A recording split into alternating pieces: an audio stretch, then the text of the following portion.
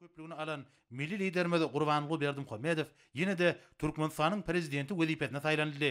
Merkezi saýlaw toparynyň 2017-nji ýylyň 14-nji fevralyna geçirilen Jemleýici Mejlisinde kabul edilen kararyna hemde Türkmenistanyň saýlaw kodeksiniň 76-njy maddasyna laýyklykda saýlawlarda saýlawçylaryň sesleriniň 97,69 göterimini alan dalaşgar Gurbanly Mälkuleýiç Berdimuhammedowyň Türkmenistanyň prezidenti wezipetine saýlananlygy ikrar edildi.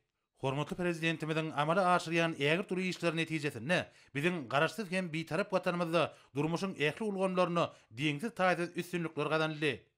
Döwlet başlarymyzyň oňyň täzeçil siýasaty ýetiz watanymyzyň hemme taraplaryň okgunly ösmegini, onuň halkara geňişligine awraýynyň hasy bilende galmagyny şertlendirdi. Türkmenistanlylar hormatly prezidentimiziň ady we işi bilen özleriniň häzirki bagtyar döwrüni hem ýagty geljegini baglanyşdyrýarlar.